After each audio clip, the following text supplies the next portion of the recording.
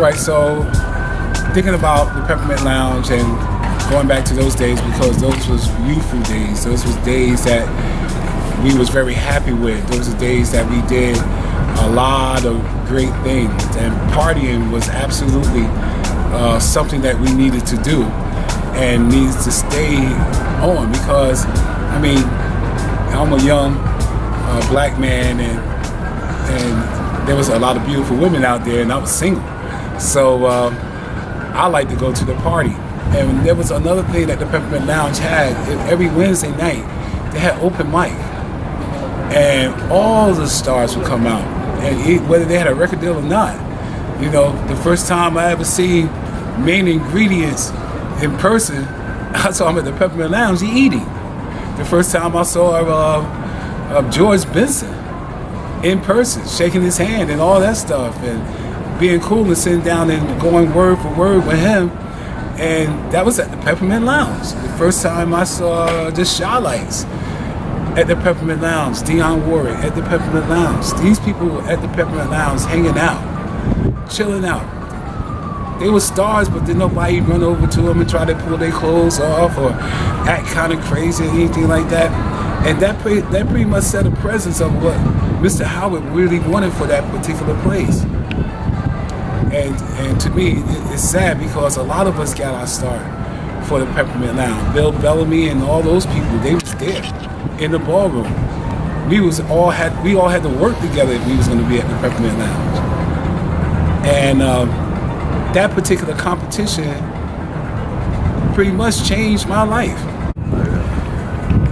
The first song that I wrote and recorded, part of it was here at Smack, and the other half happened with Roger Sanchez, and the name of the song was called Holding On.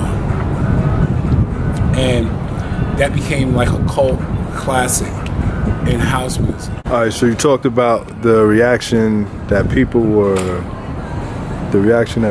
giving once they heard your music, and how that made you feel. What was it like when you heard your song on the radio? And what song was it? When I heard my song on the radio, I was shocked, because I didn't think that dance music people would get their song played on radio.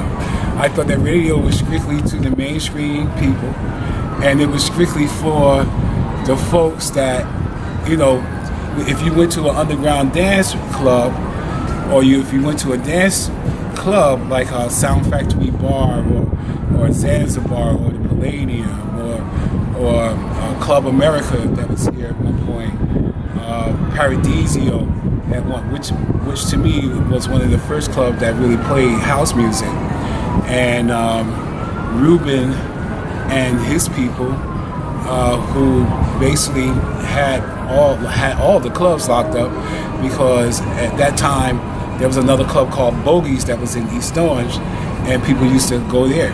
Well, this guy named Kim, he was playing house. And so once house started being, you know, one of those household words, that's when you started hearing it on the radio. And that's when DJ John Robinson started playing house music, and then Tony Humphrey started playing house music, and then other DJs like them that would get their spot on the radio, like BLS and Kiss FM. And then you had the underground radio stations too that was doing it as well. That's when you heard about house music. That's when you knew that house music was going to be a threat. Who was the DJ that broke the record? I would say Roger Sanchez. It wasn't a DJ. Okay. It would be DJs, because back in those days they had record pools, and all of certain DJs would go to that record pool, and they would pick out the record that they thought that would do the best as far as the dance floor was concerned. And out of probably 25 or 30 DJs, maybe 29 would take my record.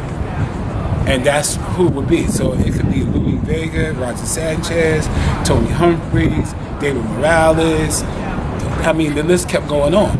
And these are like #1 DJs worldwide. So basically, whatever they played, that's what all the other next level DJs, they would follow and copy them.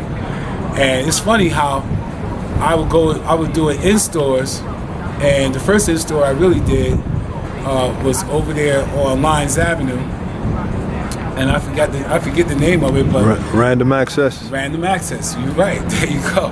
Random Access was over there on Lyons Avenue, and that was my first in store that I did, and they had that record, and the DJs kept coming in that record. DJs and non-DJ people that just wanted to have the vinyl. They was coming in there and taking that record off the shelf, and they basically took the box out of our hands, and I was able to sell the box of records, the 12 inches, 50 12 inches, went just like that, on top of what was in the store and whatever else. And then they had my second release that was coming up, was called Love for Two, and that particular record was basically broken by Jelly Bean Benitez for putting it on Family Matters. And that was the Steve Urkel era, where he and Laura was getting married, and they was slow dancing on the top of a pedestal, and my song came on. New York Undercover broke a couple of my records as well. So I was blessed getting those opportunities, and I have to thank Jelly Bean Benitez and people like him, who was synonymous in making that happen for me. And they didn't know me from a can of paint, but they knew my voice.